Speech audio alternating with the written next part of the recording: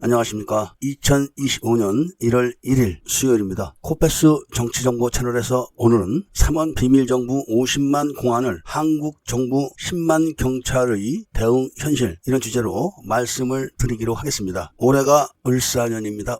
을사년 하면은 을사보호조약이라는 말이 생각나실 겁니다. 일제가 한국을 강점한 그런 해이죠. 이 말은 올해는 중국에 의해서 한국이 속국화가 공식적으로 될 수 있다, 이런 말이 되기도 할 겁니다. 현재까지는 국정원의 정치 정보 주권만 넘어가 있지만 아마도 올해는 외교권 그리고 헌법을 개정해서 사회주의 체제로 전환을 할 것 같습니다. 그렇게 되면은 제7공화국이 탄생하게 되는데, 7공화국은 대한인민민주공화국의 형태로 운영이 되면서 서서히 사회주의 형태로 국가 체제를 하나하나씩 바꿀 겁니다. 이미 그런 준비를 오래전에 끝냈고 읍면동 단위까지 행정 조직이 다 갖춰져 있습니다. 물론 이런 것이 김대중의 최인수 북한 요원 강제 납치 안기 고문 사건으로 인해 가지고 그렇게 된 것이고, 그 비밀을 감추기 위해서 김대중 정권이 국정원의 정치정보 주권을 중국에 넘겨주고 민주당과 5.18 김대중 여단 세력들이 전위 부대가 돼서 정권을 유지해 왔던 겁니다. 물론 그 수단과 방법이 3원 비밀정부 체제로 비밀리에 이어져 내려오면서 통치를 하고 있는 것인데, 5.18 때 반란군이었던 김대중 여단 병력들이 5,000명에서 임동원 국정원장 체제 때 진승현 게이트 같은 5대 게이트를 일으켜가지고 자금을 마련해서 10만 명으로 늘려놨던 겁니다. 그 10만 명이 각계각층, 그러니까 경찰에만 5,000명이 투입돼서 별도의 사조직으로 운영되면서 대통령 경호, 112 상황, 수사 같은 주요 보직을 다 장악하고 있습니다. 우리가 이태원 참사 때 경찰이 어떻게 수사를 하는가를 지켜봐서 잘 아실 겁니다. 그리고 박근혜 정부 탄핵하던 날 서울 광화문 광장은 전라도 경찰 병력으로 꽉 채워져 있던 것을 기억하시는 분들이 계실 겁니다. 이런 병력들이 10만 명이나 되는 겁니다. 그래서 군대, 방송, 언론, 문화, 종교 각계각층에 다 퍼져 있는 겁니다. 물론 노동단체도 다 속해 있는 겁니다. 3원 체제의 한 축이 그렇다는 겁니다. 그 다음에 북한이 운영하고 있는 국가안보전략연구원에서 지휘하는 병력들은 비밀 난파되었던 조직들, 탈북자, 이렇게 해가지고 그 숫자가 20만이 넘습니다. 황장엽 씨가 귀순을 할 때 남한에 5만 명이 넘는 직파 간첩이 있다, 이렇게 이야기를 했지만 그때가 언제입니까? 5.18 때도 김대중 여단 병력 이외에 노인 공작대와 어린이 부녀자 공작대의 소식을 들은 분들은 다 기억하실 겁니다. 그리고 나서 45년째 접어들어가는 지금은 20만이 충분히 넘고도 남는다는 것은 명백할 겁니다. 그 다음에 바로 2000년부터 시작했던 국가교영전략연구원, 여기서 중국인들은 바로 조선족과 중국인으로 나뉘는데, 조선족이 지금 한국에 200만 정도가 들어와 있는데 그 중에 10%가 바로 중국 정부가 직접 운영하는 조직입니다. 이들은 한국말이 되기 때문에 서울의 주요 상권 지역에서 상점들을 매입해서 운영을 하면서 직접 인터넷에 손가락 부대를 운영하든지, 또는 아예 빵, 과학 이런 분야의 웹사이트를 운영하면서 직접 여론 조작도 하고, 또는 방산기업이나 국가 주요 기관에 자벽부로 근무를 하면서 중국 정보부가 운영하는 화웨이 통신 장비의 내부망과 외부망을 연결하는 그런 조작까지도 다 가담을 하고 있습니다. 그 다음에 중국 사람들이 직접 선거관리위원회 같은 데서